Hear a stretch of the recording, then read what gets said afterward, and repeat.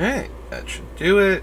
I did hit done when I did this, right? So, should say Myrkul Part 9 over here in the stream chat when it finally pops up. Got my microphone icon. Double check though. Yep, okay. So it has my microphone that's capturing it, so... Alright, so just got back a little while ago from Dragon Ball Super. Superhero. Let's be honest, Dragon Ball, especially in recent years, has had a lot of clunky names. You know, Super Saiyan Blue, Super Saiyan. Just throwing it out there, Super Saiyan God, Super Saiyan. So, you know, clunky names aside, got pretty much exactly what I wanted and most of what I was expecting from the movie. So, definitely enjoyed it. I think I enjoyed Broly a little bit more, but that's entirely besides the point. I definitely got what I wanted, though. We got to have Gohan be the main protagonist for it, along with Piccolo, and we didn't get any interruptions from, like, Goku showing up to, you know, fight the main opponents. So, we did have to check in on Goku, but mostly to spend some time showing him, because it's Goku and it's Dragon Ball and we have to show what he's up to right now, and to, you know, hand wave away why we can't just, you know, hey Goku, there's these new androids and the world is in danger, maybe why don't you show up. So yeah, definitely enjoyed it. Won't go into spoilers, but aside from the fact that, you know, if you were hoping for Goku to be the focal point, if you're in that camp, you will not get your wish. I was very firmly in the other camp. Like, don't get me wrong, I like Goku. I've been watching Dragon Ball, you know, since I was... Oh, God, when did I actually start watching it? Was it before I was a teenager? Because it used to be on at, like, 6 in the morning on Sundays on, like, you know, not even basic cable, like the channels that you used to get if you only had an antenna on your TV, if you didn't have a cable box. Yeah, that's what I was watching it on. What was like that, because I did not originally have cable in my room for the longest time. Because that was not as much of a thing as it became and then stopped being again. So yeah, so I've been watching for forever, so I don't mind Goku as the main character, but with the way the Cell Saga went, I was genuinely prepared for Gohan to pick up the torch and keep being the hero, and then there was a lot of fan backlash, especially, as far as I understand it, in Japan, actually, because we weren't even getting the new series before they had already made these decisions. So we kind of went back to Goku, and it's been primarily Goku ever since then. And Goku is one of those characters, like, as soon as he shows up and actually starts fighting, you know he's going to win or be the primary deciding factor in winning. So it was nice to see other characters get to do cool stuff without him. You know, just being there and suddenly showing up and being like, oh yeah, no, I've totally got this, and he totally does, and... or he says he has this, and it looks like it's a struggle for a while, and then at the end of the day, he still has it. Like, it's really nice to see other characters get to do that. That's one of the few things I dislike about Dragon Ball, is Goku is almost always so exponentially more powerful than any other character that, with the exception of either Gohan or Vegeta sometimes, nobody else really gets to do anything, like, at all. Like, Piccolo gets, like, you know, to beat up some of the minions or the villain in his first form, and that's about it, ever since the Saiyan Saga. Like, that's all Piccolo has ever gotten to do. And Gohan, I mean, he got his fight with Cell, where he was basically the main character for the entire Cell Games arc. And then we kind of drop that, and every time Gohan shows up after that, he does not do anything, relevant to defeating the enemy.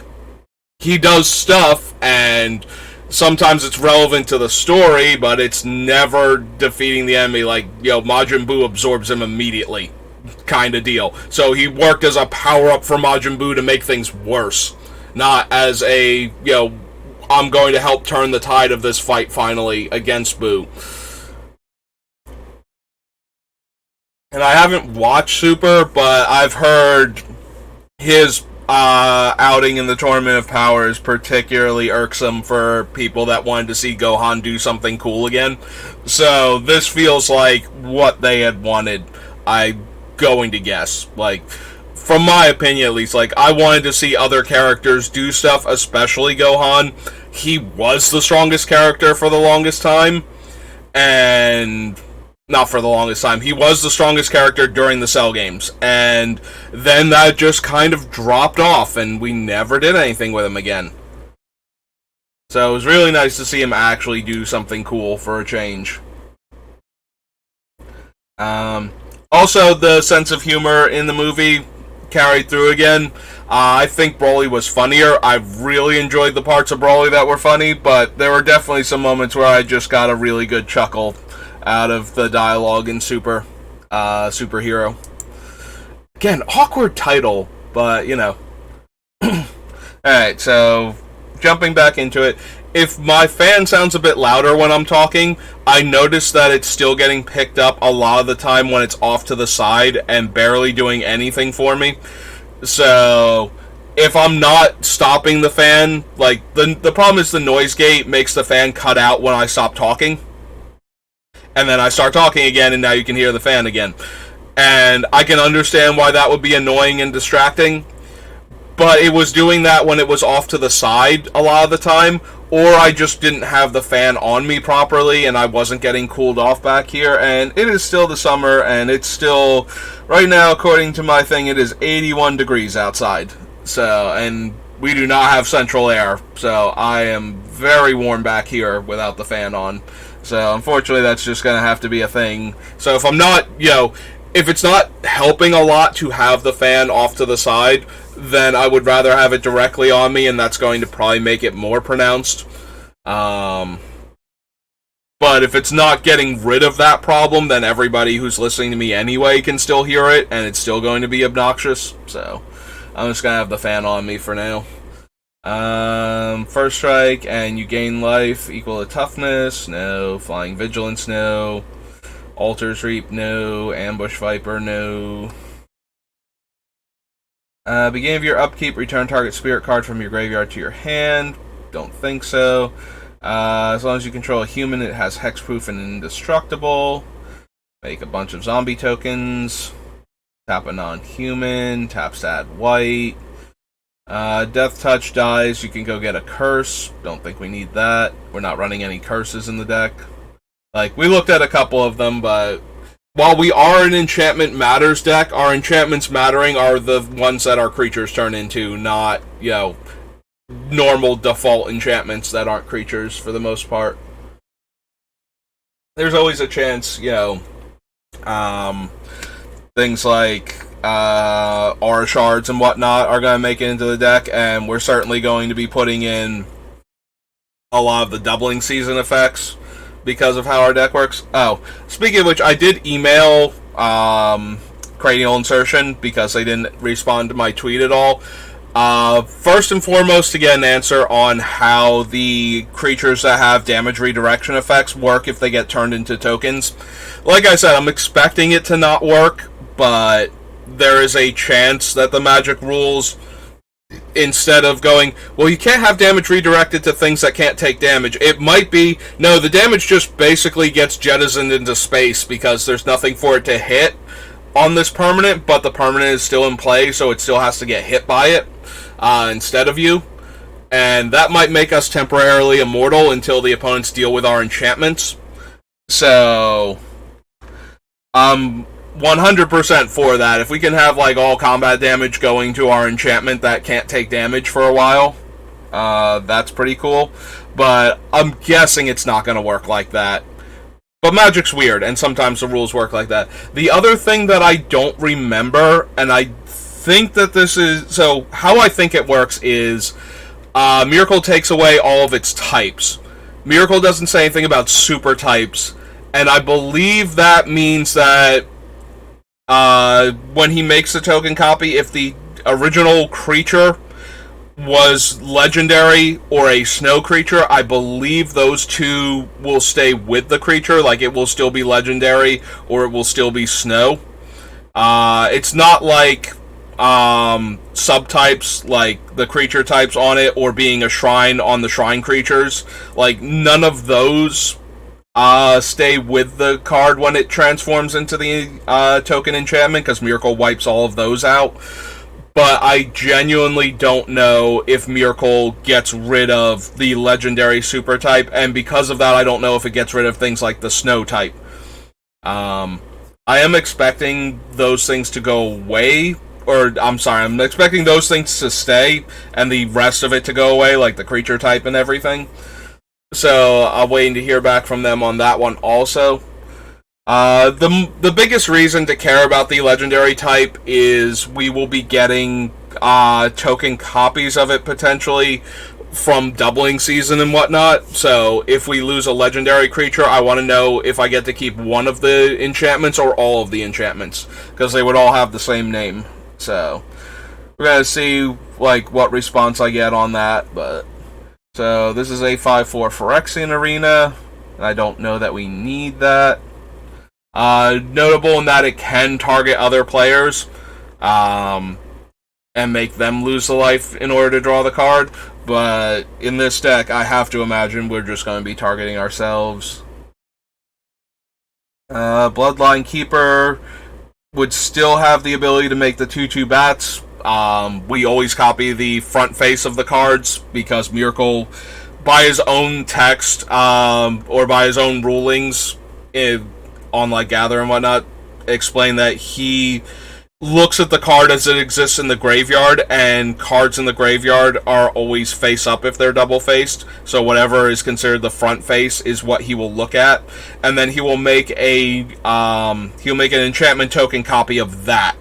It was like if it's a creature on the backside and something else on the front side, I believe he can still make like if it dies on the backside while it's a creature and the front side is like an enchantment or something, I believe that still works, and he would make a token copy of it. So if we had like, you know, one of the sagas from Kamigawa, I believe he brings it back as the front face. What'll happen is we'll go through all the chapters again, and then it will die because it can't get exiled and it can't transform. So if we exile it and try and bring it back, it will just cease to exist because it's a token.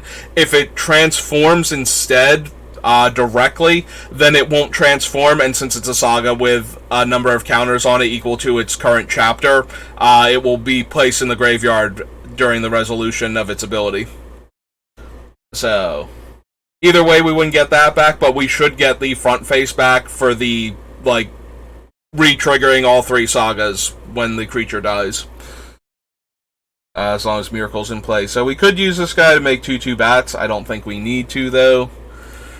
Yeah, once the further and further I get away from this being an aristocrats build, the less I care about being able to make hundreds of tokens off of things like this, where, you know, we would just be able to burn out every player with sacrifice triggers and the typical aristocrats effects. You know, your Zulaport Cutthroats and Blood Artists and such. They're still on the list. And I forget if I bothered adding the enchantment from Ikoria. I think I skipped over it because of the same reason. So as we move away from the aristocrats build and towards taking advantage of the creatures not being creatures anymore, because I think that's a really cool aspect of Myrkul that it's very easy to build a Myrkul deck that is just all aristocracy and reanimating the enchantments back to creatures, so that way we can sacrifice them for even more value. Like, yes, you can do all of that, and that's pretty cool, but I think we can do something cooler and weirder by focusing on the I'm not a creature anymore. Especially if the damage redirection ones work, because that's actually really neat, and there's a bunch of different creatures that have similar abilities to that. So that'll be fun. Enters the battlefield under your control, gets a 1/1 counter, 2/3 flyer, 1/1, and then we can transform it into a 3/3 that makes us lose life. Cobbled Wings, Corpse Lunge, creature card from a graveyard, deals damage equal to that creature's power to target creature. Creeping Renaissance gets all cards of one type from our graveyard to our hand and has flashback. Creepy Doll's not really doing anything. Death's Hold, Oblivion, Dark Thicket Wolf, no. Deals 2 damage to a creature with flying, and then has Werewolf transform. Yeah, these things, when their tokens just get stuck, like they can't transform to the other side, so they just kind of stay there. Even if you meet the conditions for transforming them. So, Werewolves will just stay on the one side, and they won't count as having transformed for card effects that care if a creature is transformed or not. If it's in your graveyard, each human creature you control enters the battlefield with an additional 1/1 counter. Nope. No. Gain life equal to its toughness. No. Reckoning. No.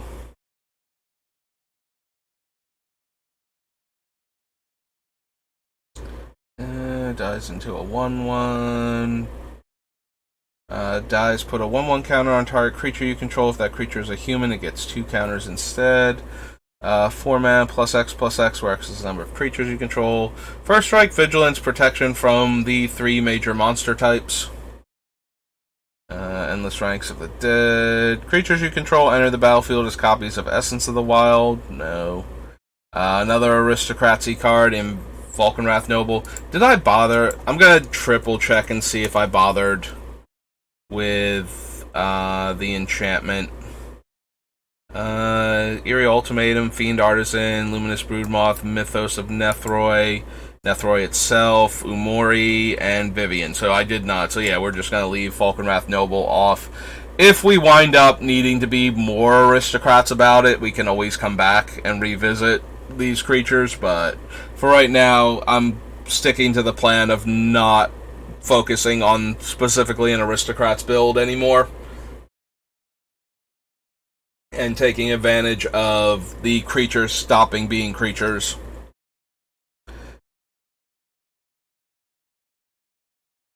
Other creatures you control get +0. Other spirit creatures you control get +0/+1. Doesn't untap. When a creature dies, untap it. Garrick Relentless and Veil Cursed. Gastoff Howler and Shepherd. Gavany Township. Geistcatcher Rig. Power and toughness equal to number of creatures you control. Enters the battlefield. Put 2 1/1 white spirit creatures into play.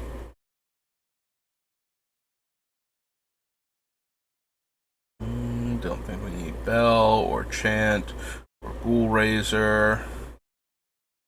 Protection from zombies. No. Creature card gain 2 life. No. Put all creature cards from all graveyards onto the battlefield under your control. They're black zombies in addition to their type. Discard a card to put a study counter on it. No. We don't have enough synergy with just discarding cards. And Grimoire has to activate 3 times before, and we're not proliferating either as far as I know, so I'm very disinclined to run Grimoire of the Dead. Just a big werewolf. If you control dies, put a slime counter on Gutter Slime, then put a green ooze creature token onto the battlefield. With this creature's power and toughness are equal to the number of slime counters on Gutter Grime. Nope. Cost 2 less to cast. Creatures you control get -1/-1. Could be mildly interesting with what we're doing. Like, as long as we have, Myrkul out, even our 1 toughness creatures would just, oh no, it died and immediately becomes an enchantment now type of deal. So And it would save a lot of mana off of, and allow us to potentially cast something else in the same turn as Myrkul.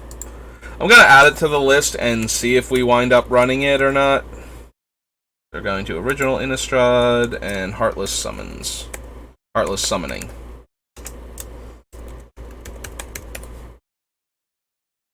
Okay. Morbid, gain 5 life. Halpak Alpha. Inquisitor Flail. Excuse me. Creature tokens have +1/+1 in Vigilance. Put a 2/2 Wolf into play. Don't think we need any of that. 6/6, no. Don't think we need Lily necessarily. Hexproof, creature dies, put a 1/1 counter on it. Return 2 cards at random from your graveyard to your hand. Indestructible as long as it has Defender. Loses Defender, gains Flying. Haste and Regenerate. Lifelink. Dies, put 2 1/1s into play. Destroy land, gain 4. Other humans get +1/+1. Beginning of your upkeep, if no creatures, or if no spells work. Alright, it's a werewolf. I'm reading werewolf text. So it's other humans you control get +1/+1. Mentor of the Meek. Another creature with power 2 or less enters the battlefield under your control. You may pay 1 if you do draw a card. How many things are we going to have that Mentor triggers off of? Hello, Vulcan. How are you doing? I can add it and see. I have no idea. I got stuck at work last Friday, so I did not get over there to see if the draft fired. So, maybe not then, if you weren't there and I weren't there. Oh man, I hope me not showing up doesn't make them cancel drafts like it did at the other place.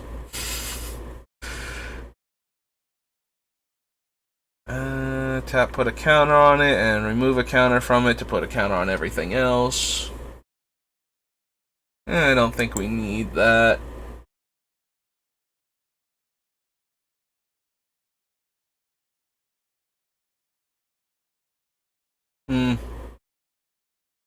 Like, I would draft Streets, mostly because I don't have 4 of everything from it yet, so I would not have been opposed to drafting Streets, but they got more Modern Horizons in. I'm supposed to get out at 5, so I'll have to see about that. I'll ask my brother if he wants to go if I get out in time.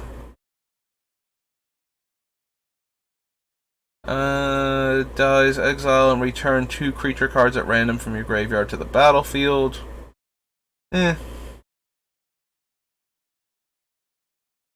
Heroism, Moon Mist, Moorcut, Banshee. Real quick, do we know if when he gets exiled, like, can't exile perhaps because it's not still in the graveyard. The 2 creatures are still returned, so technically we could run this and it would work, and then we could sacrifice it again.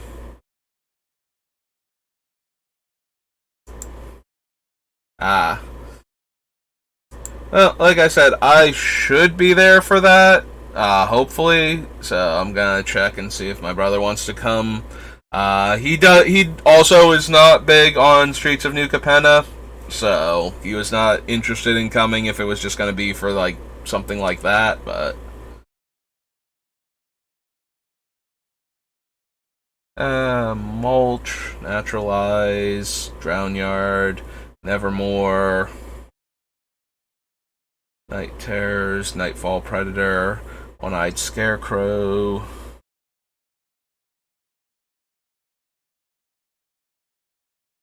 I mean, how many times in a row can that possibly happen? Also, I don't think Path is in Modern Horizons.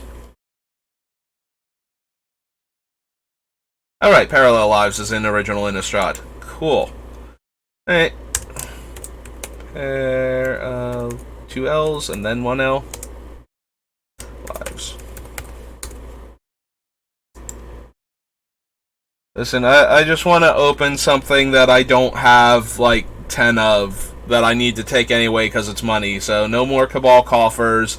I'd rather open any of the incarnations or any like Ragavan or something. Or if I'm gonna open stuff I already have, I like old art frame fetches. You know, cool things I will hang on to.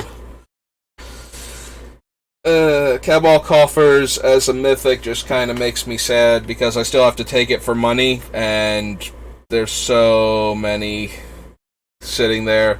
Like, not so many, but I'm pretty sure I have like 8 or 10 of them because they were uncommons. But it's okay, because Wizards doesn't care about the secondary market, and that has nothing to do with why Cabal coffers is a mythic now.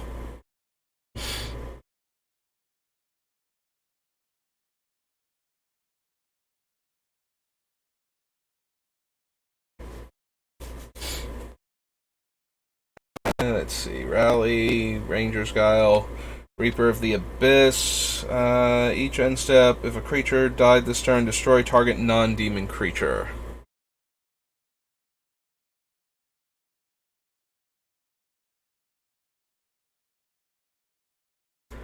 You have emotes, Vulcan? When do you stream?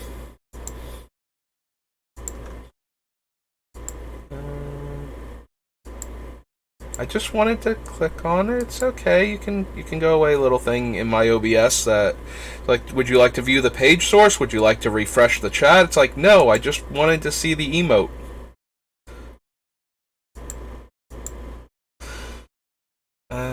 Rebuke, Rotting Fen Snake, Rune Chanter's Pike.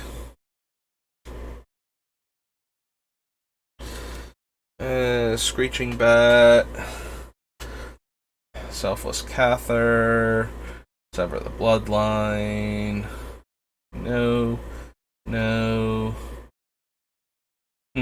Exile target enchantment is way better than destroying it, but probably still not. We'll have better options. Morbid Make a Demon, kills one of the monster types. Reach and can have 2 counters. Gain protection from non-human creatures until end of turn. Intimidate, makes a bunch of 1/2s. Right. Can't do that. Alright, if we view the page source and we get rid of the page source, there we go. Now it's not sitting on my chat anymore, and it doesn't make me refresh chat. Raven Militia, no. 3/5. Dies, transform it, no. Tree of Redemption, probably not. Tribute to Hunger. Yeah, it's true. The tree doesn't work when it's not a creature because its toughness is non-existent, so trying to exchange my life total with a non-existent thing just fails. Enters the battlefield with a 1/1 counter for each zombie you control and each zombie in the graveyard. Would be dealt damage, prevent that damage, and remove a counter.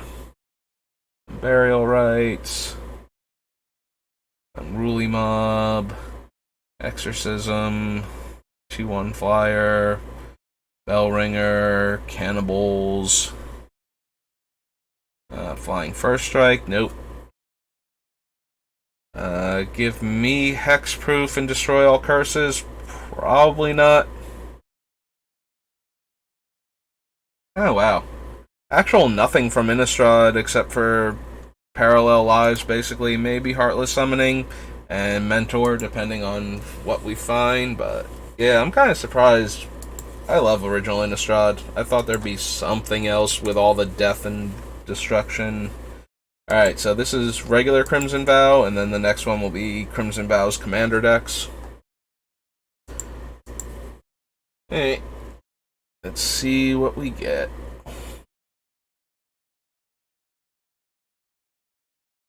I mean, besides Morbid Opportunist. Oh wait, no, Morbid Opportunist is Midnight Hunt. We have to wait until then to get him. Indestructible until end of turn. Exile a zombie or 2 cards from the opponent's hand. Assign damage based on toughness. Put some counters on dudes. Reach and training. Or another zombie dies, so no. Enters the battlefield with a 1/1 counter if you control a permanent with mana value 4 or greater. No. Beginning of combat on your turn, put 2 1/1 counters on another creature you control. Probably not worth it. Bleed Dry, Blood Fountain, Blood Servitor. She might be, though.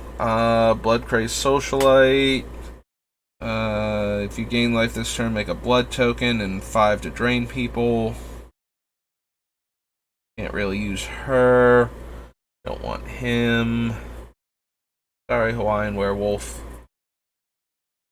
7/6, no. By invitation only, no. Death Touch until end of turn, nah. Don't think we need the captain.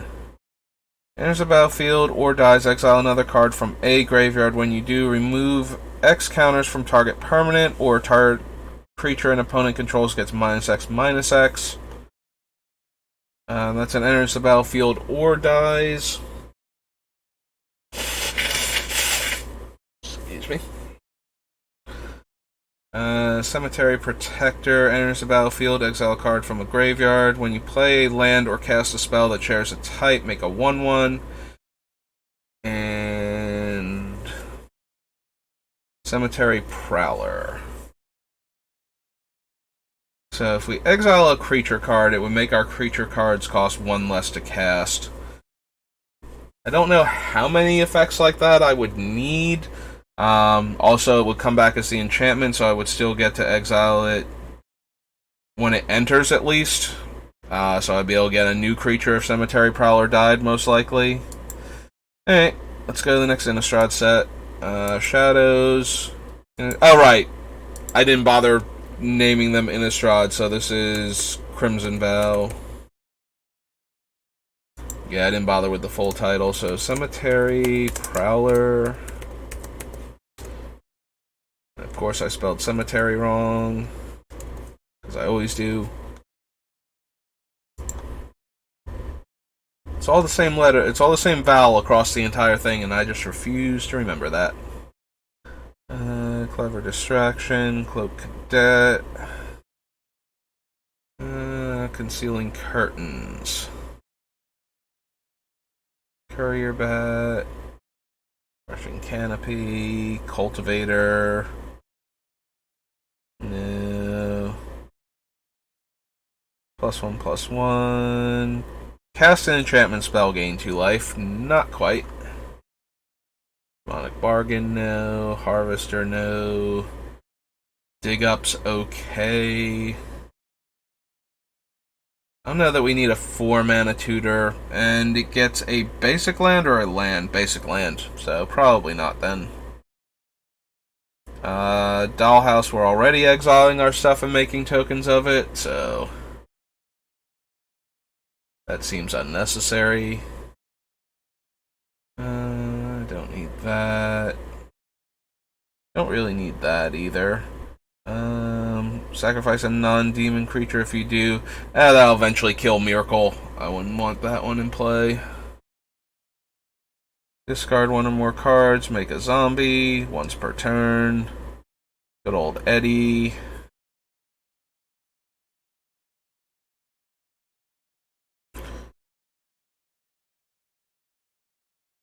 Don't think we need that thing either. Don't need her.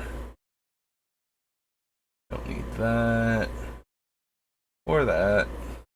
Or that. Eventually we'll find something good, right? +1/+1. Target land gains the ability to tap, add 3. Draw a card if you have a creature with power 3 or greater, gain 3 life. Nope. I don't think we need the Reaver. No. No. As long as you control 7 or more enchantments, creatures you control have flying and vigilance. Whenever you cast an enchantment spell...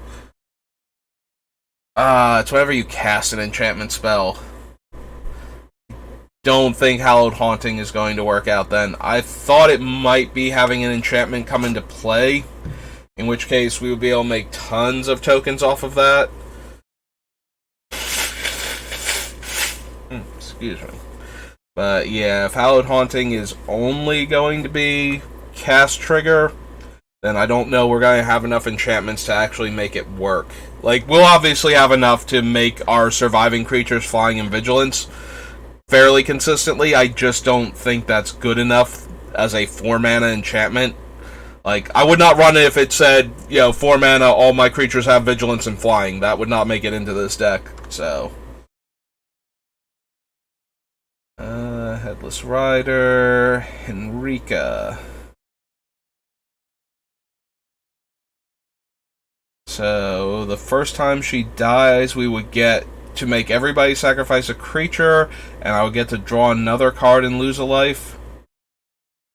Assuming that, I get the token copy of her, is okay. I guess we can add her to the list. Like I said, I don't think they lose the legendary type, so we wouldn't be able to get multiple copies of her.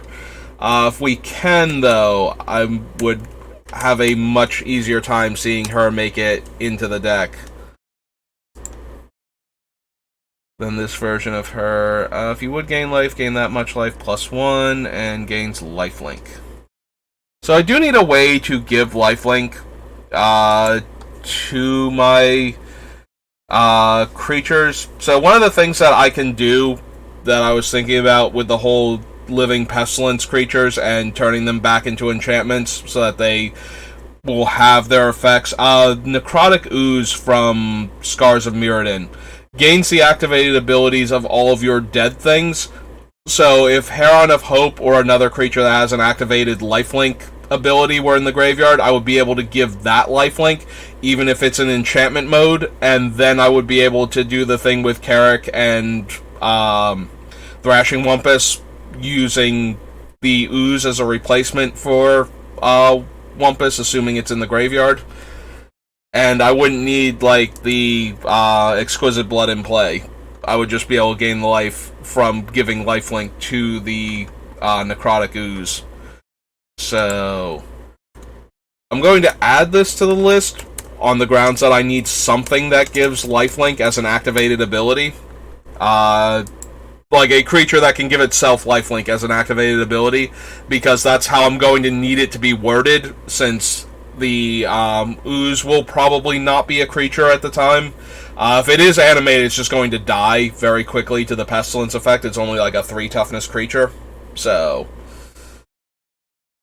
but then once it's in enchantment mode, I just need to be able to give it lifelink again, and then I can pay life to Carrick to activate the Pestilence ability, and just keep going from there, so.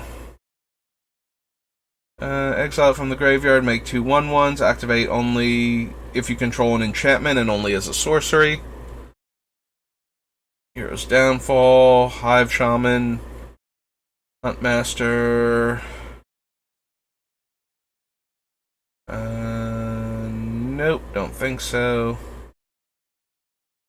Put a creature card from your hand onto the battlefield. If it's a wolf or werewolf, untap it at sorcery speed.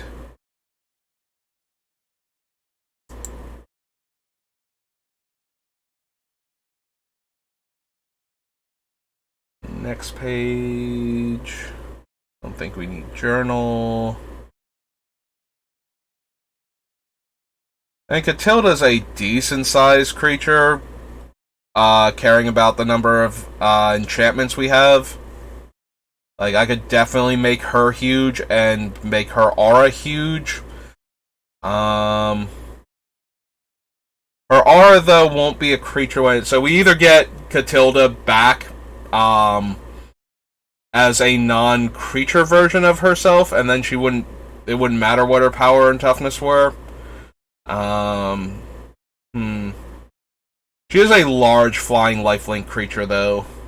I don't know that I care about that, and the lifelink actually, like, messes with things.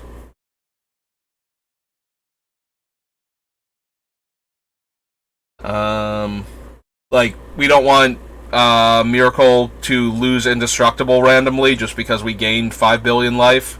I do want to be able to spend my life as a resource to draw lots of cards, though, and to keep Myrkul, happy and indestructible. So being able to gain huge chunks of life might still be worth it. Alright, we'll add her to the list just to see. Matilda Dawnheart Martyr.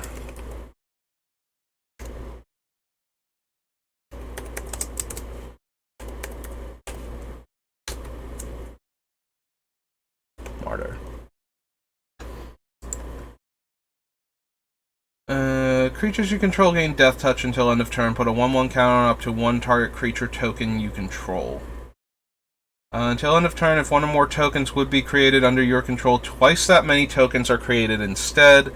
Exile all cards from all graveyards, then create a 1/1 spirit token with flying for each card exiled. So that -2 is certainly worth considering. Yeah, we're gonna add her to the list too. I forgot there was a Token Matters Kaya because I've never had a white-black tokens deck before.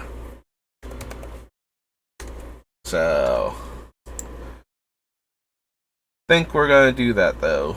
We're definitely going to at least consider her. Human you control dies, draw a card. Human you control with a 1/1 counter on it dies, gain 2 life.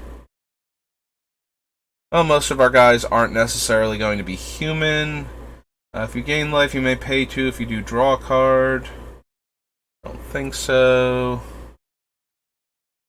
Think we need any of these. White tap target creature. No. Tax defending player loses 1, you gain 1. Old Rutstain. Target creature you control with a 1/1 counter gains lifelink and indestructible. Nope. No. Gain life. No.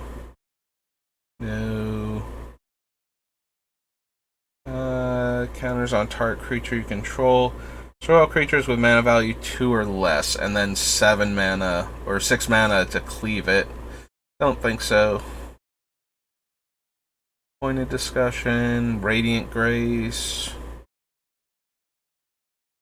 Nope. No. Beginning of your end step, if you gain life, make a blood token, and sacrifice 2 tokens to transform him. I don't know how much life we're going to be gaining, whether or not that's even going to be worth considering. Graveyard to your hand, exile, retrieve. Revealing Eye, no. Rot-Tide Gargantua, no. Rural Recruit, no. Whenever Savior of Ollenbach trains, exile up to 1 target creature from the battlefield or a creature card in your graveyard. When it leaves the battlefield, put the exiled cards onto the battlefield under their owner's control. I'd be a lot more interested in this if it was enters the battlefield or trains. Just so that way the token version could also get 1 card like out of my graveyard so I could bring it back. Counters are 4/4 Angels. As long as you more counters on it, gains trample and lifelink. Backside of the Judge. Sorin the Mirthless lets you draw cards by losing life equal to their casting cost. Makes a 2/3 flying lifelink and deals 13 damage. You gain 13 life. Don't think we want that, Sorin. Splendid Reclamation. Dies, draw a card. Thalia. Torrens. Whenever you cast a creature spell, you get a 1/1 human soldier with training. Is okay, not amazing. On each creature you don't control, creatures you don't control get -1/-1 for each slime counter, and whenever a creature you don't control with a slime counter on it dies, make a 1/1 slug. Oh right, he has blue in the activation. I'm like, maybe Toxroll, and I forgot that he's blue-black. Sack a slug, draw a card. So, sorry Toxroll. You were almost interesting for this deck, and now you're not. Double Strike and Disturb. Wald Oddity. No.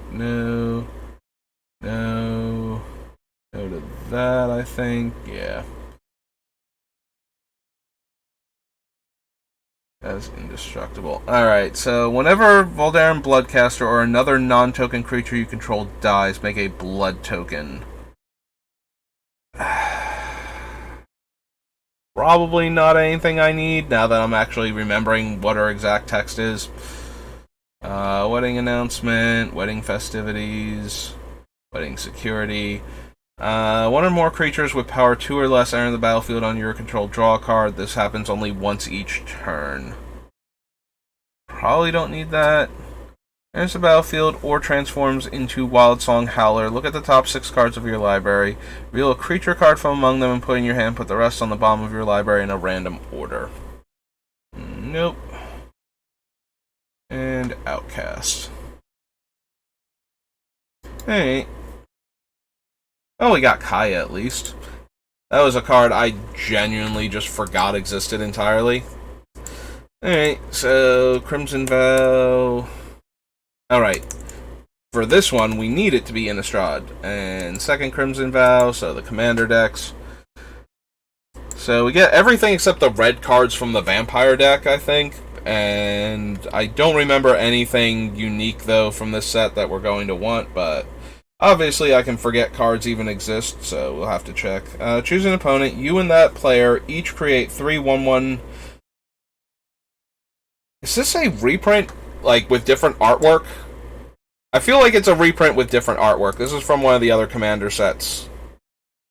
Commander 2014. Okay, it is a reprint, but it has the same artwork, and I just did not recognize that artwork. Okay, fair enough.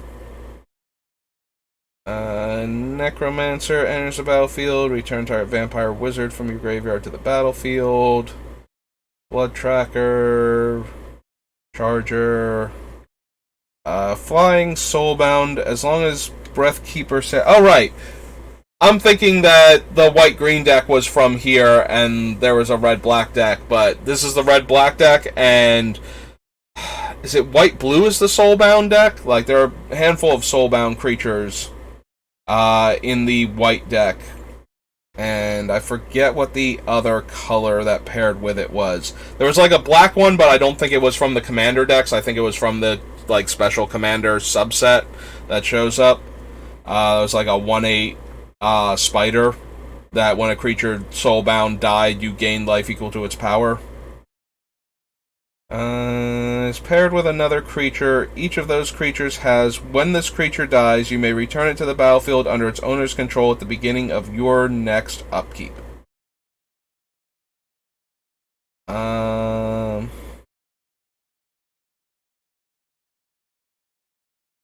It's interesting. I think we have enough other stuff going on, though, that we don't necessarily need that one. Cordial Vampire, Crossway Troublemakers. Attacking vampires you control have Death Touch and Lifelink. When a vampire you control dies, you may pay 2 life to draw a card. Custody Soulbinders, Custody Squire. We'll run into them again later. Yep, there's Doomweaver. I'm pretty sure this was from, like, the Special Commander subset, though. Oh no, you draw cards equal to its power.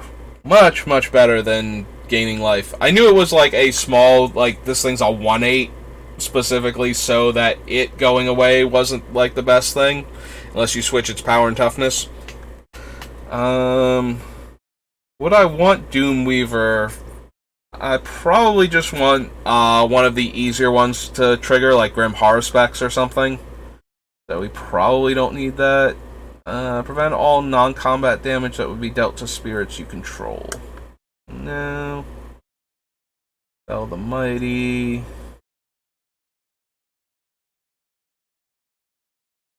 Put into a graveyard from the battlefield, make a 1/1 spirit. No. Ghostly Prison, Glass Heart. Pay a life, make a 1/1 lifelink. Sacrifice Glass Heart and 13 blood tokens. 13 life and you gain 13 life. And vampires attacking make you blood tokens. I skipped over the first part entirely. Hallowed Spearkeeper dies. Create X 1/1s where X is the number of creature cards in your graveyard. Whenever a creature an opponent controls dies, you may pay 1. If you do, create a 1/1 white spirit creature token with flying. For each creature you control that's a wolf or werewolf, make another wolf. Whenever a creature dies, you gain 1 life and create a blood token.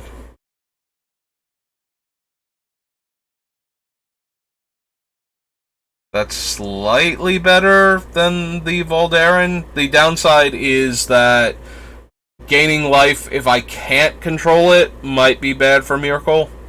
And I still don't know that I need the blood tokens for anything. Like, I don't reanimate from the graveyard all that much. There are a couple cards, but those are more to get back stuff that dies, not necessarily because I want to cycle through it in the first place. Stuff that dies when Myrkul's not in play, so I can get them back later. Alright, that's Nirkana Revenant with the alternate artwork. Non-vampire gets -X/-X based on the number of vampires you have. Enters the battlefield, destroy target creature and opponent controls. Whenever a creature and opponent controls dies, exile it and put a 1/1 counter on each vampire you control. Don't know. Till end of turn, creatures you control gain menace, and whenever this creature deals combat damage to a player, exile the top card of that player's library face down. You may look at and play the card for as long as it remains exiled, and you may spend mana or mana of any color to cast that spell. Beginning of your end step, create X/1/1 spirits with flying, where X is the number of opponents who control more lands than you. Nope.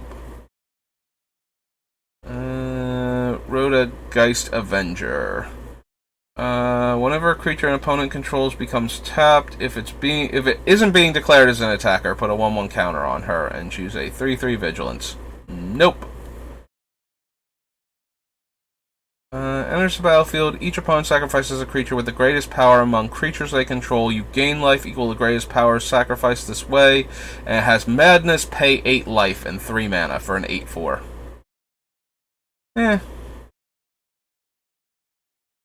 Shepherd, Storm of Souls. Return all creature cards from your graveyard to the battlefield. Each of them is a 1/1 spirit with flying in addition to their other types. Exile Storm of Souls.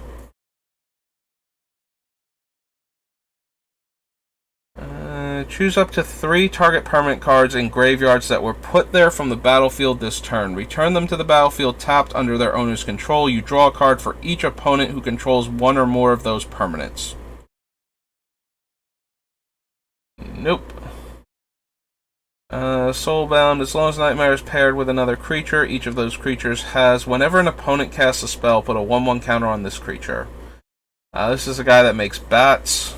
Another token creature you control dies, you may pay 1 and exile it. If you do, make the 1/1 bat. So yeah, we can't exile it for both his effect and the other thing's effect. I don't know if we would just get the bat and it wouldn't be able to track them if he wasn't worded exactly like that, but I'm guessing that's what would happen, is we would still get the bat token, but because we exile with Myrkul's effect to get the token copy of it, we would only get a bat.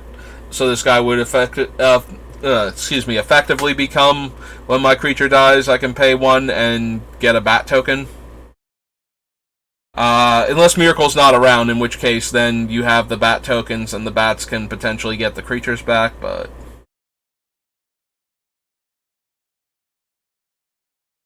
there's Wedding Ring and Windborn Muse. Okay, so that was Crimson Vow, Commander. Oops, not formats, expansions. Innistrad, Midnight Hunt now. Oh right, there's Midnight Hunt Alchemy too, and I have to be careful with that one, because I'm sure I'll accidentally click on it. I think it's the next one. It's like Midnight Hunt Alchemy, and then Midnight Hunt, what's its name? Commander. Like, I think it goes Alchemy and Commander, so alphabetically Alchemy is next. Whenever you attack, for each opponent, create a 1/1... Whenever you attack, for each opponent, create a 1/1 white human creature token that's tapped and attacking. I play Adeline when I need to play white in Standard, just to do my dailies, and I did not think of... Like, I never noticed that each opponent gets a 1/1 attacking them. If we had more aristocracy stuff, this would be a lot better. Because the ones attacking will probably die, and I would be okay with that if I'm getting all the death triggers from them. And then Adelaine herself can be a token, like she doesn't need to be in play as her creature self. Like she doesn't need to attack or block or anything, so we would still get the tokens from her. I don't know if I care enough without wanting all of the death triggers to matter. Possibly though, so we'll add her to the list.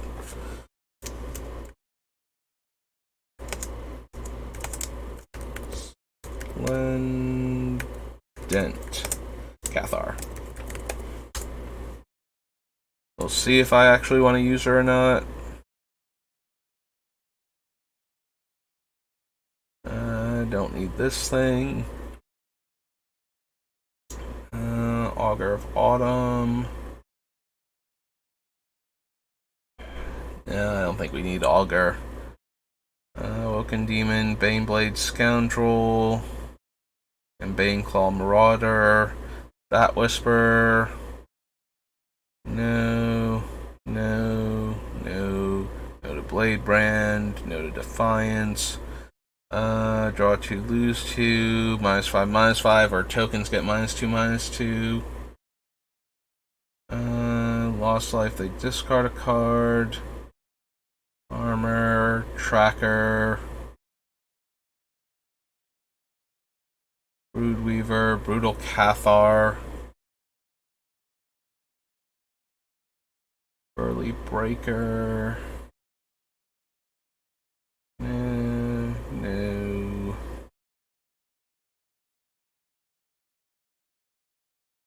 Is okay, but don't think so.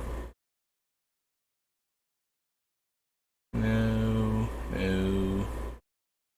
to Chaplain. No to Clarion Cathars. Power and toughness equal the number of card types in your graveyard. Beginning of your end step, create a green ooze creature token with power and toughness. So we would still make the Tarmogoyf tokens off of that. They're not copies of Consuming Blob, so they wouldn't be non-creature enchantments if the blob died.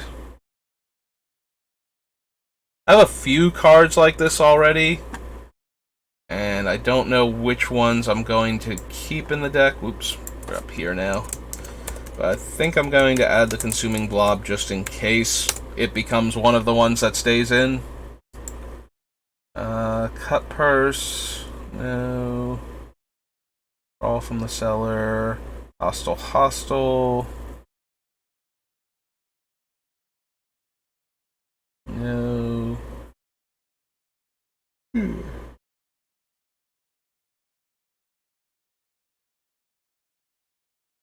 No. The curse is mildly amusing because if it turns into the creature and dies and we get the token, it's just always going to be the curse, but the curse itself is not potent enough for me to want to bother jumping through those hoops to do it.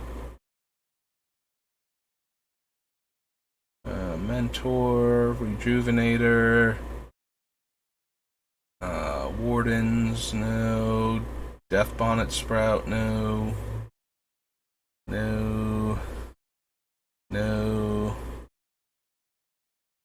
Creature from your graveyard to the battlefield. Maybe. We can certainly sacrifice enough creatures that we can get the casting cost on this thing down to black-green a lot of the time. And we do get to use it twice if it stays in the graveyard long enough.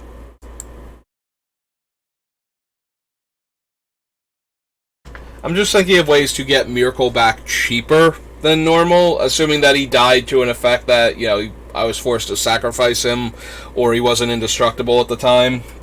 So they would actually go to the graveyard. Maybe. Probably not, but maybe.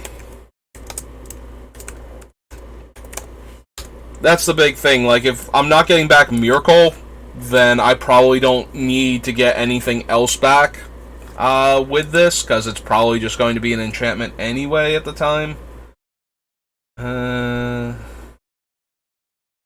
from your library, each opponent loses 1 life. Again, we're cutting all the rest of the aristocrat stuff that falls into this category, like the death payoffs like that, so we don't need that one either.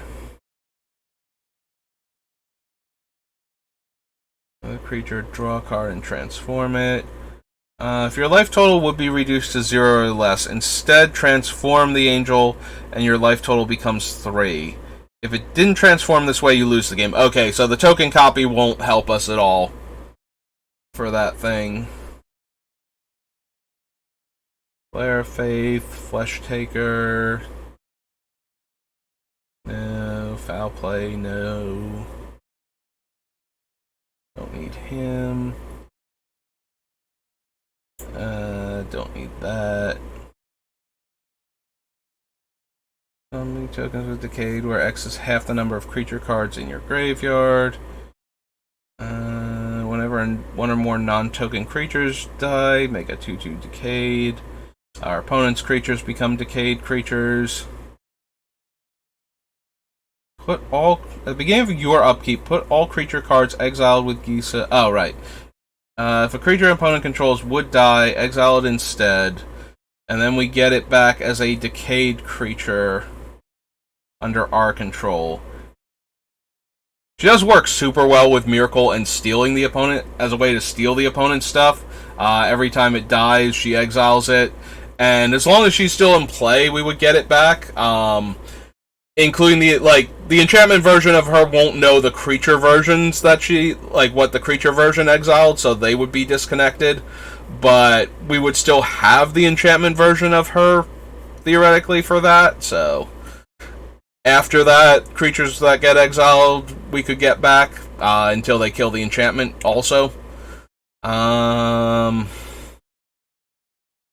that good enough? Like, she's a 4-mana 4/4. She's very easy to get down and get working, and then once we have their creatures,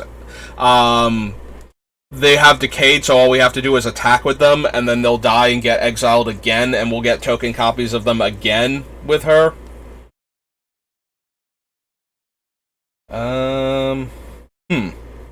Maybe?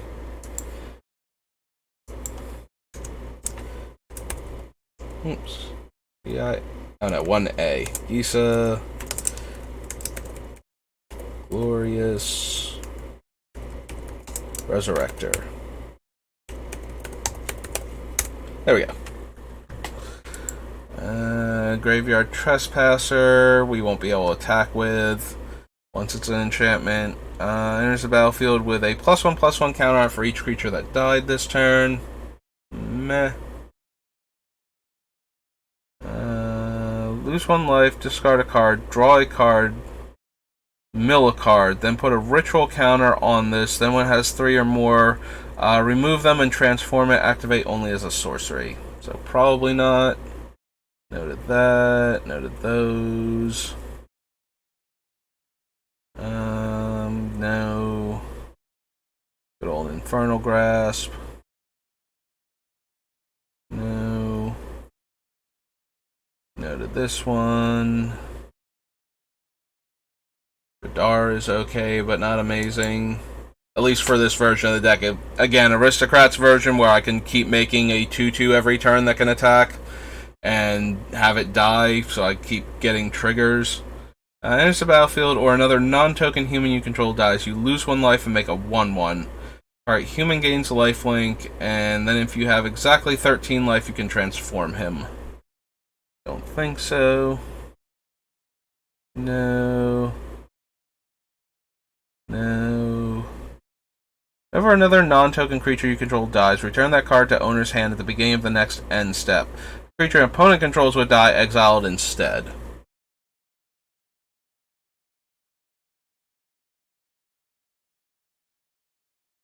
So I could run her. She will buy back anything that I don't exile with Myrkul when it dies, other than her. And it exiles our opponent's creatures that would die. Could be okay. Could be okay. We have a lot of could be okays type things right now, as far as death triggers go.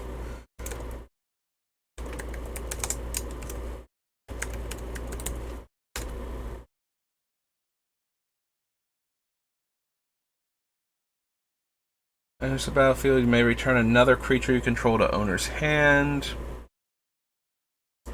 Another creature enters the battlefield under your control, gain 1 life, and then its backside is leaves play, you gain 1 life.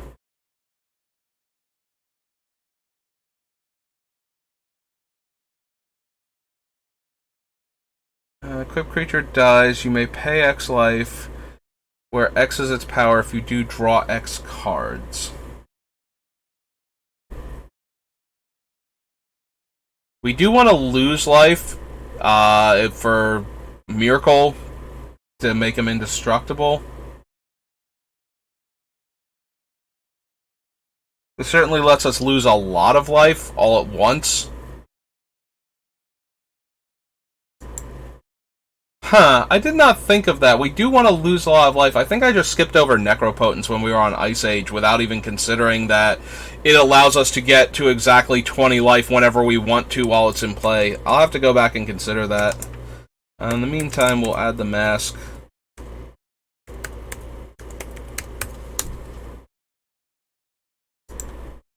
I have the old ways. There's Morbid Opportunist.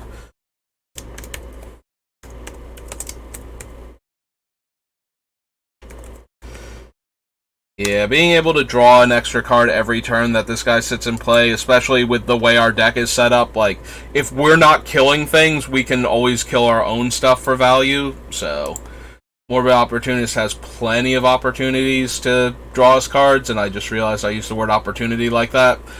Okay, moving on. I said why he's good. We don't need to further expound on that, see if I can say basically the same word over and over again. When it dies, you draw a card and lose a life. Don't think we need that. Don't think we need Midnight Ambush. Is okay, but probably not. Also, we would need more humans for his front side to do anything. Although, that's not entirely true, but getting to 13 life to flip him is enough of a hassle that I want the other thing to be, making an impact. So Primal Adversary turns our lands into 3/3s. Don't think we need that. Whenever a creature or enchantment enters the battlefield under your control this turn, draw a card.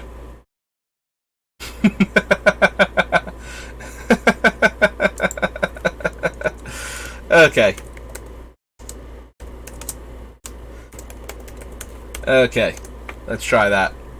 Let's see if that does the thing. Cast a spell, sacrifice a non-land permanent, exile target non-land permanent, and it has flashback. Like, we do have enough stuff that wants our things to die, but at the same time, I don't want to have to sacrifice things for this.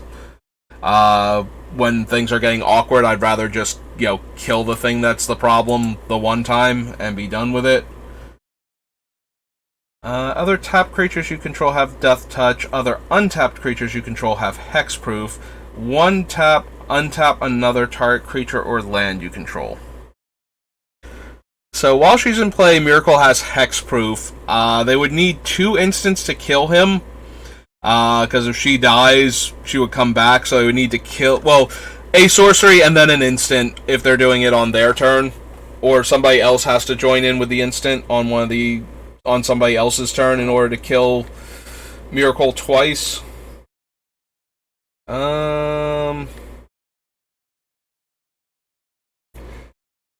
Do we need it, though?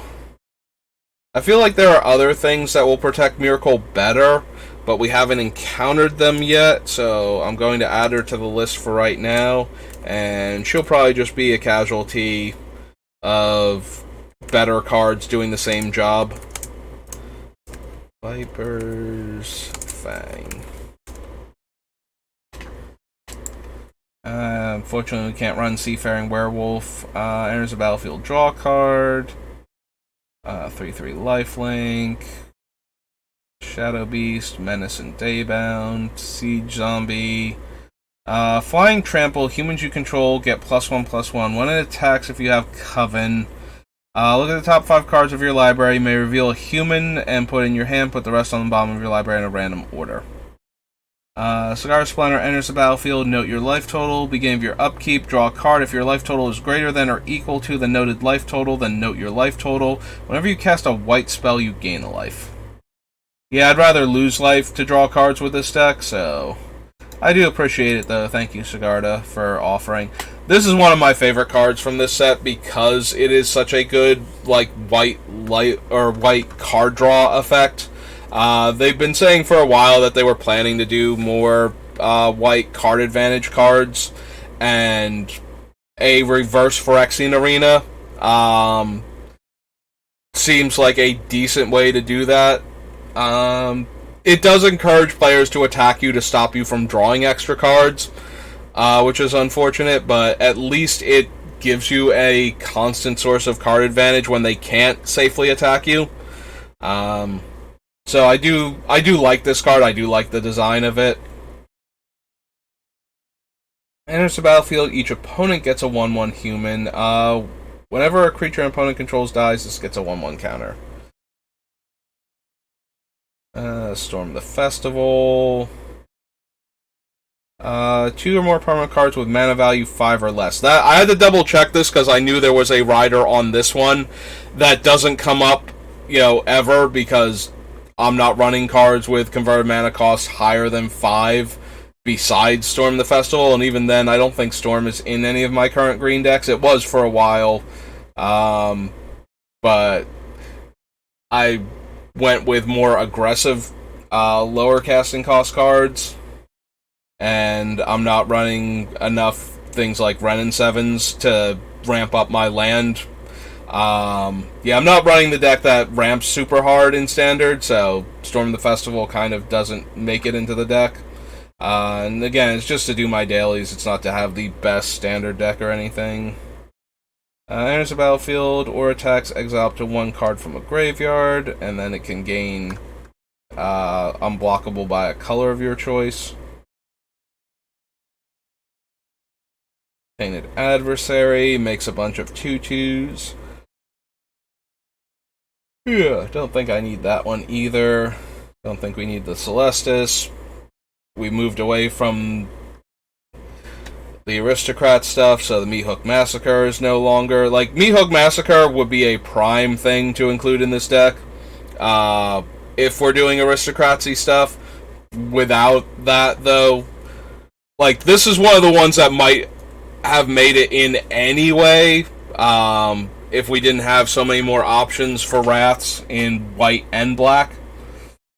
So... Huntmaster, Pack Leader, Turn the Earth, Unnatural Growth. No. Cost 1 less to cast for each creature on the battlefield and destroy all creatures. Actually, maybe. I forgot this card actually got printed. I remember when I first saw it, it's like, that was nice of Wizards to print a 2-mana Wrath of God. And then I haven't done anything with it since then, since even when it is a 2-mana Wrath of God, I usually want, like, the other effects on the Wrath, or I want to be able to exile the things instead in white. But yeah, Vanquish the Horde. Since we want our own stuff to die, I'm way more interested in Wraths that just actually Wrath, as opposed to exiling everything. One or more cards leave your graveyard, put a 1/1 counter on it, and when it dies, you gain life equal to its power.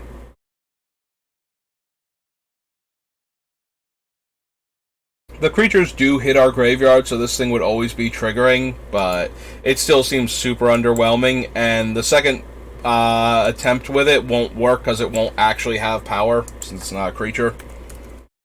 No matter how many 1/1 counters on it. So we want to go to this one, right? And skip Alchemy entirely.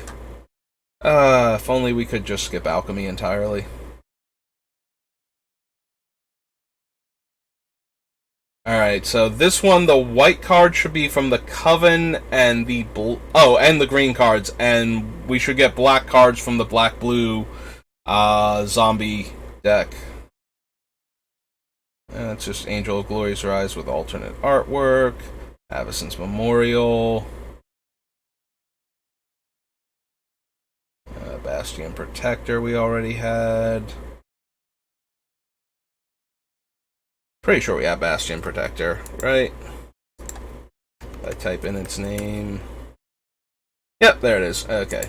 I was gonna say, it only gives Indestructible, so it's not as good as it could be with Myrkul, but it's still a way for him to be indestructible regardless of what our life total is, so... search your library for up to X basic lands, where X is the number of different powers among creatures you control, and put them onto the battlefield tapped. For each different power among creatures on the battlefield, choose a creature with that power. Destroy each creature not chosen this way.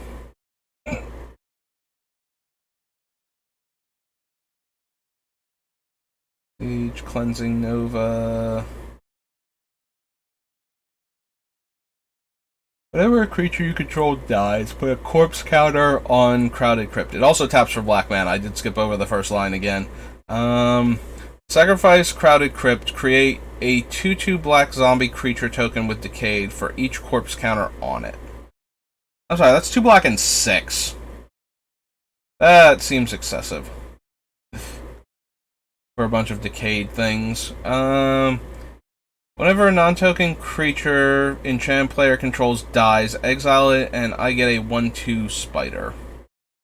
Non-land creatures enchant player controls have base power and toughness 3/3 and lose all creature types. And enters the battlefield under enchant player's control, you create a 2/2 black zombie with Decayed. Blah. Yeah, the Decayed zombies were fine in, like, Crimson, or not Crimson Vow, Midnight Hunt Limited, but they are super mediocre everywhere else.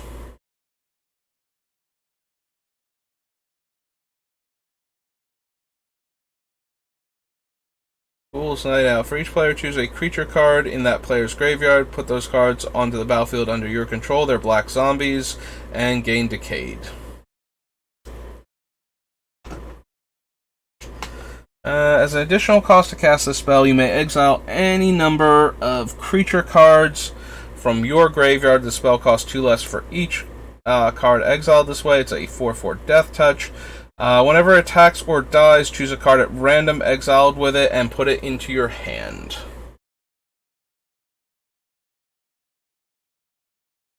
Vigilance. Another human enters the battlefield under your control. Put a 1/1 counter on her. Tap, add X mana of any one color, where X is her power. Champion, no. Reckoning, no.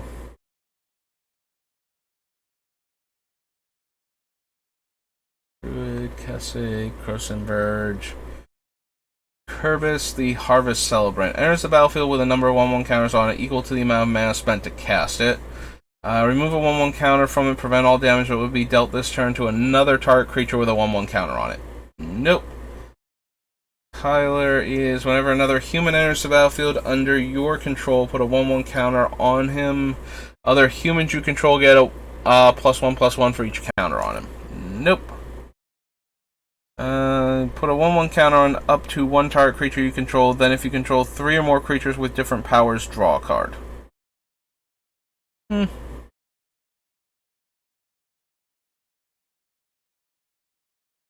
Dies, return any number of other creature cards with total power X or less from your graveyard to the battlefield, where X is his power, then exile him. So yeah, this is one of those ones where not being a creature and not having power wouldn't matter even if we did exile it for the other effect. So... Also, it's not quite good enough to make in the deck anyway. Sacrifice another creature, exile it.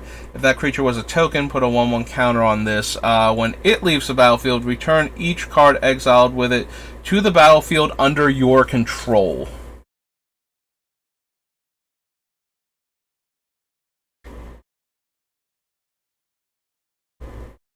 The problem with this thing is, if we let it become... Well, so we can't let it become the enchantment. Like, we can't use it that way without having a way to sacrifice the enchantment almost immediately.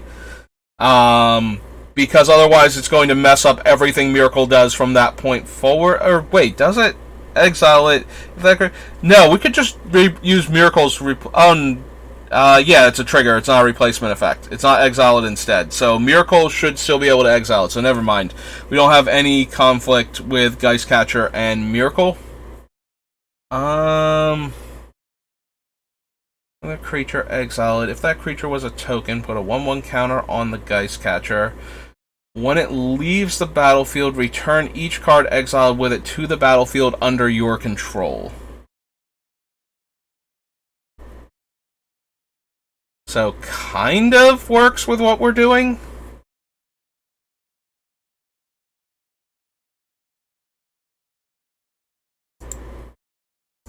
Alright, we'll add it to the list at least, and see Prowling Geistcatcher.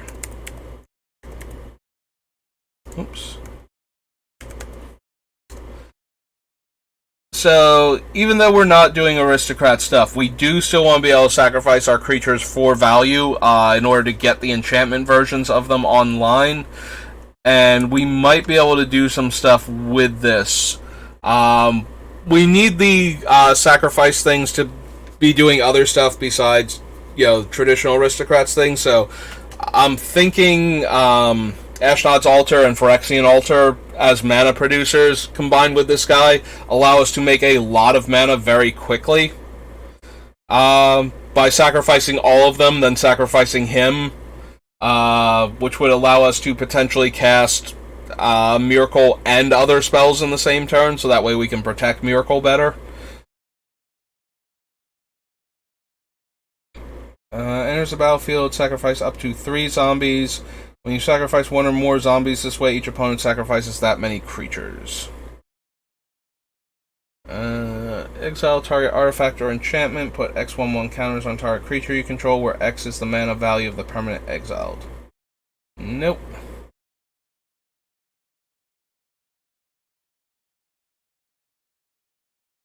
No. We were going to get to this Sigarda anyway. This is the one from Shadows over Innistrad. The fact that she only gives humans I control hexproof. I know that's kind of her thing, is to protect humans, but I was hoping to protect my other things more. Flash Flying, enters the battlefield or attacks. Choose any number of creatures with different powers. Those creatures gain double strike until end of turn. Beginning of combat on your turn. Choose any number of creatures with different powers. Each of them gets +X/+X and gains vigilance, where X is Sigardan Zealot's power. Beastmaster makes every token. And creature tokens you control have Death Touch.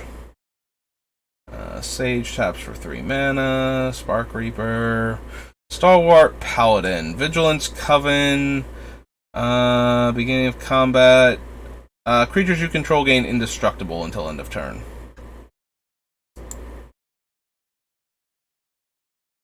Sunken Hollow. Swiftfoot Boots. Swords to Plowshares, Siphon Flesh. Other zombies get +1/+1. Sacrifice a creature, return a zombie creature at random from your graveyard to the battlefield. Activate only during your turn and only if there are at least 3 zombies in your graveyard. So no. Victory's Envoy. Put a 1/1 counter on each other creature you control.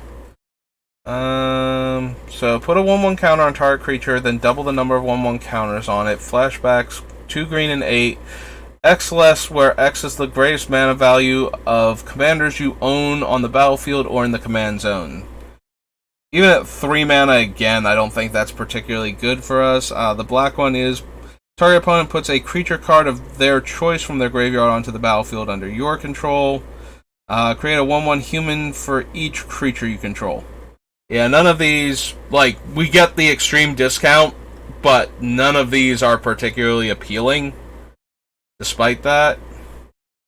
Wall of Mourning enters the battlefield, exile a card from the top of your library face down, and Coven, you get that card into your hand. there's all those. Alright, so that was all of the Innistrad sets. Until we get to Shadows. Alright, we did Eldritch Moon, and Avacyn Restored, and Dark Ascension. So yeah, we're done with Innistrad until Shadows. Alright, so that was all the Innistrads. We are now on Invasion. So Invasion will primarily have white-green cards and, you know, some black and some white and green cards that we probably can't play, because most of them will have, especially the black cards, like they're going to have red and blue kicker costs and stuff all over them. Noted these. Weirdly, I don't want any of the leeches. Choose a color is the chosen color. No. Gain 3 life, no. Annihilate. Has vigilance. Atalia, X tap, choose one. Prevent the next X damage that will be dealt to target creature this turn, or you gain X life, spend only white mana this way. So no. Aura Shards. Probably still yes to Aura Shards. We are a creature-based deck. So... And it's really hard to do better or worse than Aura Shards. Like, Aura Shards is just such a miserable card for a lot of decks that have cool artifacts and enchantments that they wanted to play with, and then need to find their enchantment removal very quickly. I do like the Mythic Gorilla that they spoiled earlier today. That is basically an Aura Shards or other things, because why shouldn't he be able to? I feel like that thing's going to make it into a lot of my creature decks. He is a cast trigger, not a creature enters the battlefield trigger. So he's a bit worse in that regard, since you can't do tokens with him. Like creature tokens. But since our deck isn't creature tokens, Aura Shards should still be perfectly fine. So should the Gorilla, actually. If I wanted to run him. He is like a 6-drop, 5/7 though, so maybe not. No. No.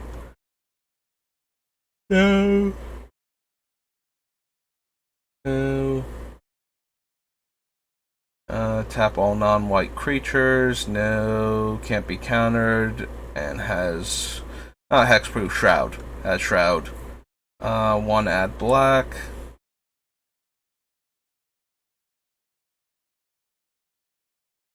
I think I'd rather have better filtering cards than Bog Initiate.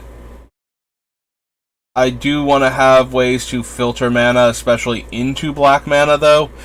But we have the Initiates of the Ebon Hand for that. So this thing being a 2-drop instead of a 1-drop is just kind of unnecessary. Can tutor Legends for us. I don't know that we want to say, but... Vigilance and Regenerates. Cremate. Crimson Alkalite, I think. Pro red, white target creature gains protection from red until end of turn. Attendance. Crusading Knight. Pro black, +1/+1 for each swamp opponents control. Gets back a dead blue or red creature. No. No. In your graveyard into 2 face-up piles, remove the pile of an opponent's choice from the game, then return the others to play.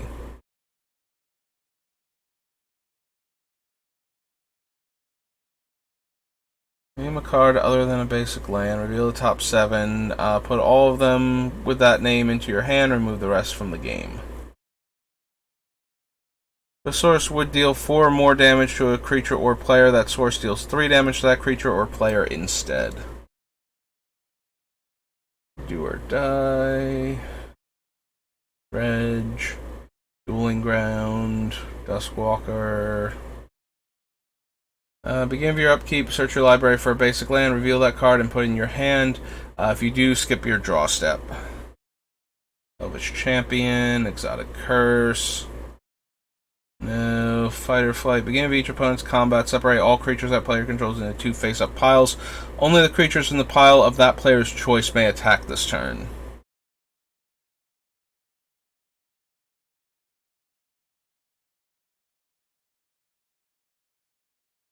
Has blue in the activation anyway. Player chooses from lands, one of each basic land type, and sacks the rest. No. Arrow.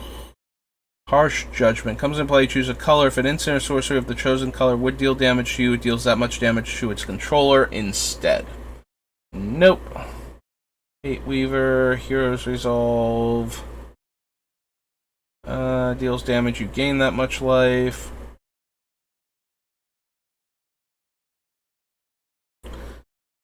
Can't be countered. Becomes the color of your choice until end of turn.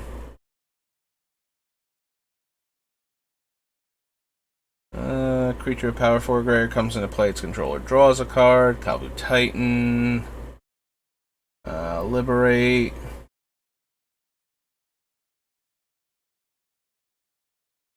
Cavalry. No. No. No.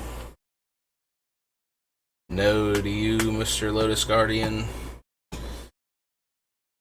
Pro White gets play. Alright, it's literally Crusading Knight, but Marauding Knight, so it's Pro White and based on planes instead. Red or white creatures gain trample. Power and toughness equal the number of lands you control. Morning, Nightscape creatures.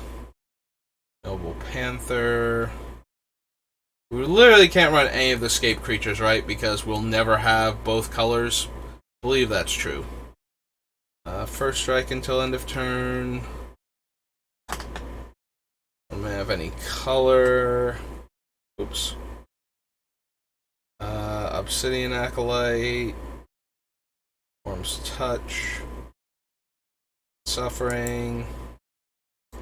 Yeah, we can get like Wax and Wane and any of the other white-green cards, but we can never get white-green-blue or green-black-red or any of those.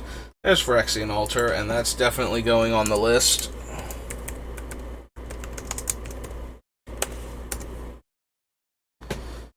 Battleflies. Delver. Comes into play, return target creature card from your graveyard to play. You lose life equal to that card's converted mana cost. So it's a 5 mana 3/2 that reanimates when it comes in.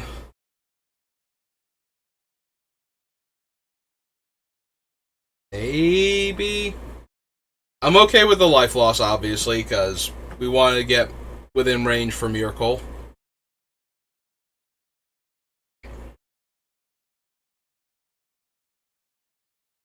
But I don't know that we need another reanimate effect on a creature.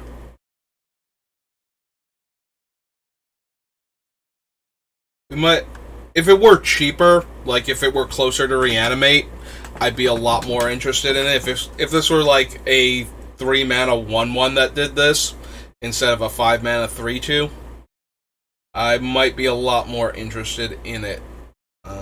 As it stands, I don't think so.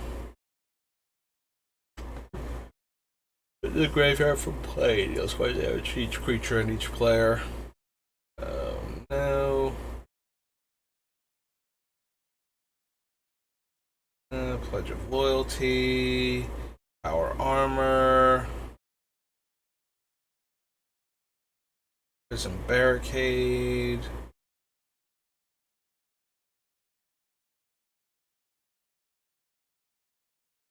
Protective Sphere. 1, pay 1 life, prevent all damage that would be dealt to you this turn by a source of your choice that shares a color with the mana spent on the activation cost. No, thank you.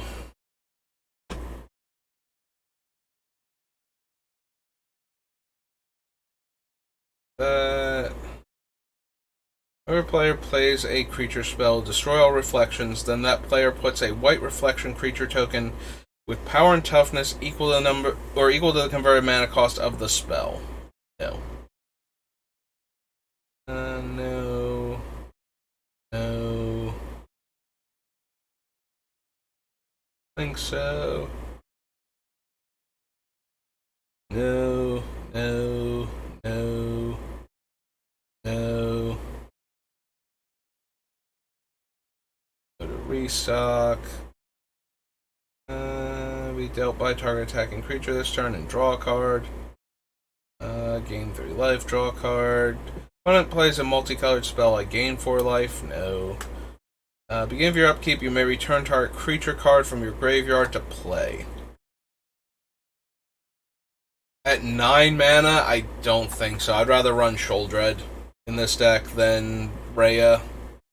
And I don't even know that Sholdred would make it. Route. Shoba.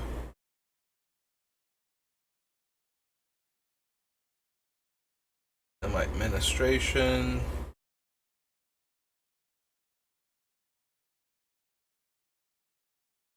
Infestation. Synthesis. I think that was Symbiosis. No, not synthesis. Comes into play. Draw a card. Enchant creature gets +1/+1. Search your library for any number of basic lands. Reveal them and put them aside. Shuffle your library and put them on top of your deck in any order. Red. Don't need shackles. No to Soulburn. Becomes blocked. It gets +1/+1 for each creature blocking it. If you control a permanent of each color, prevent all damage that will be dealt to you. I can give a green creature +0/+1. Comes in play. Destroy all other creatures that share a color with it. When a creature comes in play, destroy all creatures that share a color with it. They can't be regenerated. All other enchantments you control can't be the target of spells or abilities. Sacrifice Sterling Grove, search your library for an enchantment card, reveal it, and put it on top of your library. Alright, so Sterling Grove forces the opponents to have mass removal for my enchantments, so... Or to target the Grove first. Oops. I need to scroll up so much, or at all, really, on either screen. +1/+1 for each basic land type among lands you control. Bombajin. Can't run either of the... escape creatures. Thornscape or whatever, or Sunscape for white. Tangle. Can't run Teferi's Care. Heck. Thicket Elemental. No. Can't run the Thornscapes. Ability. Healer. Prevent the next 2 damage that will be dealt to target creature or player this turn. Nope. That's red activation. Go to all of these. Sabo's Assassin. Destroy target creature if it shares a color with the most common color among all permanents or the color tied with the most.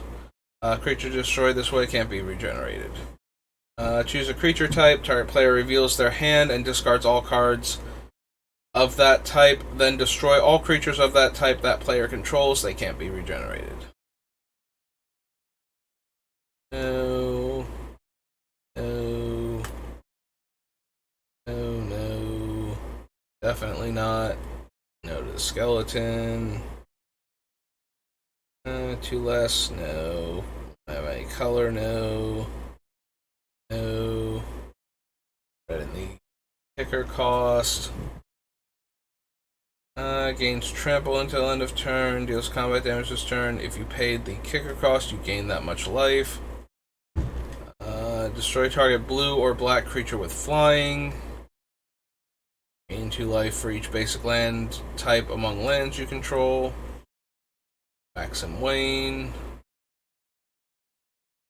Wayfaring Giant gets +1/+1 for each basic land type. Whip Silk. Destroy target non-land permanent if another permanent with the same name is in play and draw a card. And Yawgmoth's Agenda. Okay, well, we made it through Invasion. Alright, after invasion comes Ixalan.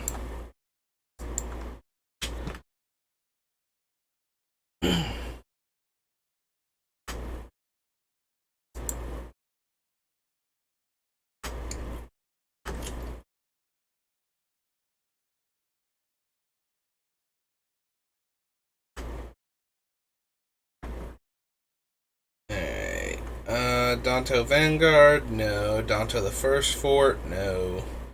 Ronodon. Pointed Deacon. Bloodfast.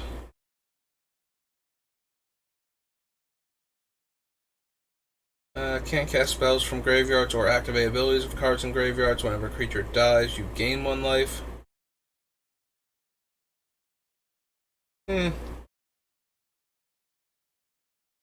Reach and fights a flyer. Beginning of your upkeep, you may have 2 target players exchange life totals. No. No. Finds damage equal to its toughness. Dealt damage, put a 1/1 counter on each other creature you control. Bishop attacks, you may return target creature card with convert mana cost 3 or less from your graveyard to the battlefield. Right, it's the mini Titan. Bishop of Bloodstain enters the battlefield. Target opponent loses 1 life for each vampire you control. 2 lifelink, 1/1 flyer. Enters the battlefield with a 1/1 counter for each creature that died this turn. Excuse me. Tap to untap target land. Boneyard Parlay. Opponent separates those cards into 2 piles. Put all cards from the pile of your choice onto the battlefield under your control and the rest into their owners' graveyards.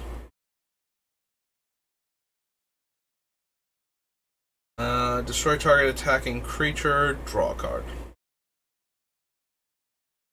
Makes 3 1/1s. Carnage Tyrant. No. No. No. No. No. Go to contract killing. Wonder. Trample until then. Oh, +3/+3 and gains trample. I was like, why is the casting cost so high? Crushing Canopies, Dark Nourishment. Enters the battlefield. If you attack with a creature this turn, target opponent discards a card. This thing can explore by exiling 2 cards from an opponent's graveyard. Enters the battlefield or attacks, you may exile target card from a graveyard. If a creature card is exiled in this way, you gain 2 life. If a non-creature is exiled in this way, it gets +1/+1 until end of turn. 4/4 flyer that can be brought back by tapping other vampires. Cast a non-creature spell, put a 1/1 counter on it. Becomes blocked, gets +1/+1. Destroy target enchantment. Can't attack unless you control an artifact. Dies, create a treasure. 2/2. Explore. 4/4 menace, Death Touch.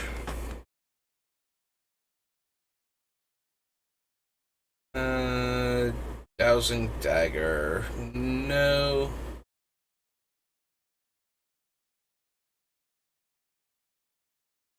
Doesn't have any color to your mana pool and gets +2/+2 if you have a dinosaur. So no. Rest, Dusk Legion Dreadnought, Dustborn Sky Marcher. White tap, target attacking vampire gets +1/+1 until end of turn. Deals 2 damage to target creature or player. Beginning of your upkeep, you may discard a card to untap it. +5/+5 and must be blocked this turn. First strike and explore. Deals combat damage to a player it explores. Creatures you control get +2/+2. No. 2/1 menace attacks. If you control another non-token pirate, pay 2 and make a 2/2 pirate. 3/3. No. No.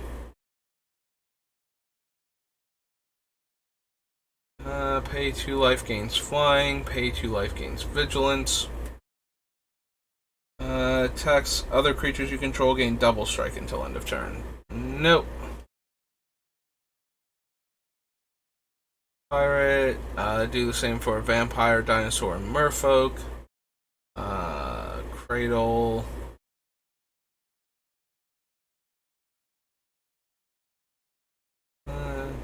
Front faces enters the battlefield. Look at the top 4 cards. You may reveal a creature card from among them and put in your hand. Put the rest on the bottom of your library in any order. And then have 4 more creatures to flip it. I don't think we need that.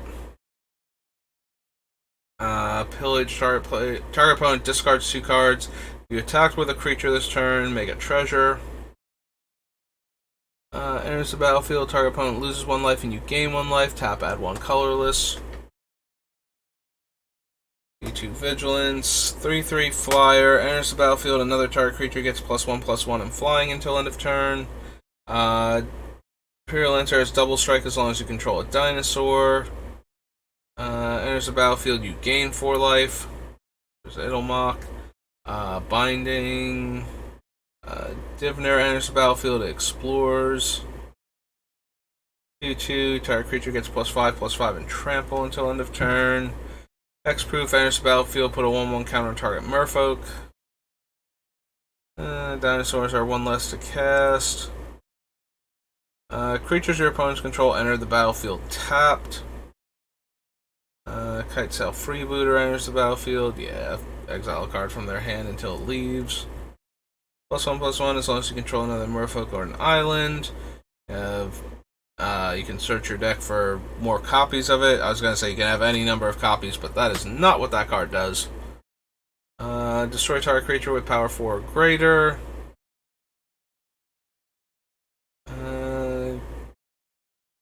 Nope, that's a 1/7. Lost Veil is the dagger's backside, I believe.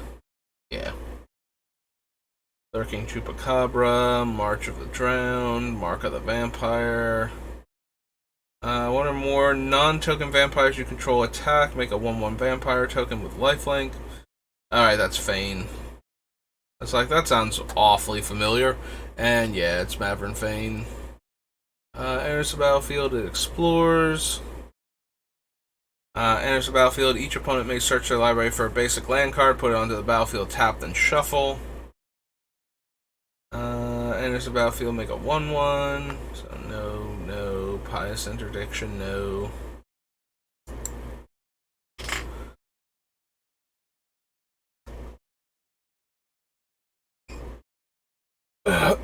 Ooh, excuse me. Went to stretch and then I kind of like hiccuped as I was leaning forward. Pounce, no. Beginning of your upkeep, you may reveal a dinosaur card from your hand if you do gain 2 life. Sacrifice Priest of Awakening Sun. Search your library for a dinosaur card, reveal it and put it in your hand, then shuffle your library. Don't need Amulet. Prying Blade. Pterodon Knight, no. Queen's Agent, no. 2/2 Vampire, no. Create 2 1/1s. Raider's Wake. Opponent discards a card. That player loses 2 life. At the beginning of your end step, if you attack with a creature this turn, target opponent discards a card.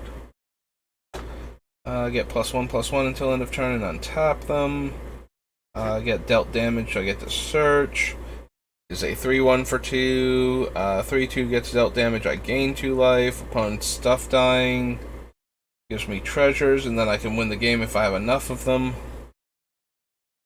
Deals damage, draw a card, or is dealt damage, not deals damage. Is dealt damage, draw a card, gain 4 life, draw a card. 1 counter target creature, and up to 1 target merfolk. Beginning of your end step, if you attack with a creature this turn, reveal the top card of your library. You put that card in your hand, you lose life equal to the card's converted mana cost. Sack a creature, create 2 treasures. Sack 3 treasures, draw a card. vampire you control attacks. Each opponent loses one. You gain one. You gain twice X life. Put Sanguine Sacrament on the bottom of its owner's library. Savage Stomp. Seeker. Settle the Wreckage. Gains indestructible until end of turn. Scry one. Nope. Flying. Skittering Heartstopper. Skullduggery. No. Skyblade of the Legion. No. Sky Marcher or Sky March Bloodletter. No. Slash of Talons. No. Sleek Schooner. Slice in Twain. Snapping Sailback. Sorcerer's Spyglass. Ceratops. No. Spreading Rot. Steadfast Armor Sword deals damage equal to its toughness to target creature blocking or blocked by it. Sunrise Seeker. Sword Point Diplomacy. No. Territorial Hammerhead. No. Thundering Spineback. No. I don't think we need Thematic Compass either. Enters the battlefield, it explores. Creatures entering the battlefield don't cause abilities to trigger. So this is another Hushwing Gryff variant. I'm wondering if I don't want these just because they tend to stop opponents from doing all the cool things, and then when our stuff dies, we just get the ability anyway with Myrkul. I guess I will add it to the list at least. So we're going to Ixalan.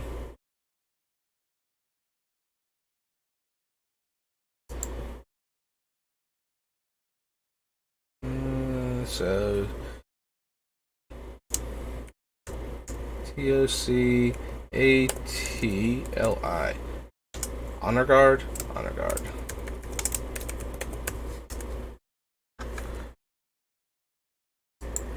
Treasure Map, no. Territory, no. Vampire Zeal, Vanquish the Weak. Vanquisher's Banner, Verdant Rebirth.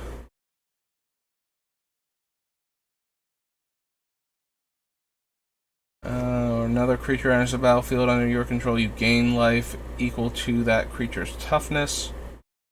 Attacks, each opponent loses a life. Enters the battlefield, put a 1/1 counter of each of up to 2 target merfolk. Vigilance lifelink, tap, pay 7 life, destroy target non-land permanent only during your turn. Only during your turn. Vindicate. I don't think we need it. I think we can do better. Vraska makes a pirate, destroy target artifact, creature, or enchantment, and make a treasure. And her ultimate is target player's life total becomes 1.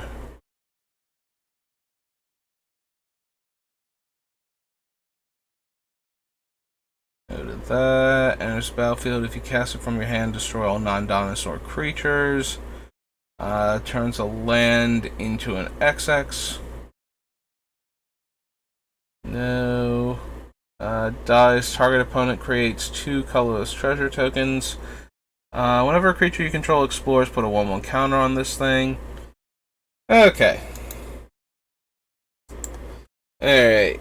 So, while I did get a later start, staring at the screen intently, after watching a big bombastic movie, I was kind of hoping that staring at the larger screen and then driving home and then staring at the smaller screen would not be so bad, relatively speaking. At least on par, like the same, but yeah, my eyes are starting to feel really sore from reading all of this text. So, how long have we been going for?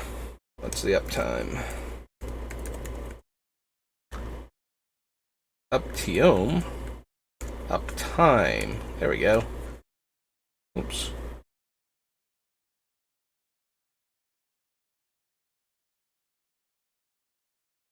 Did I still spell uptime wrong? Is my stream elements disengaged? I still have my microphone. Yep, still showing that. What happened? Why are we not telling me how long I've been up?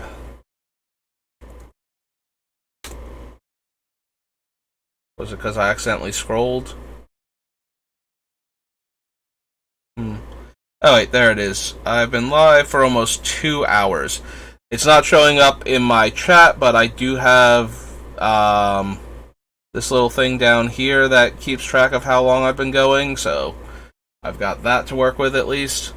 Alright, so I think 2 hours is going to have to be good enough for right now. I'm going to go give my eyes a little bit of a rest, stop staring at screens for a bit, and I should be back on in a little while to do a draft.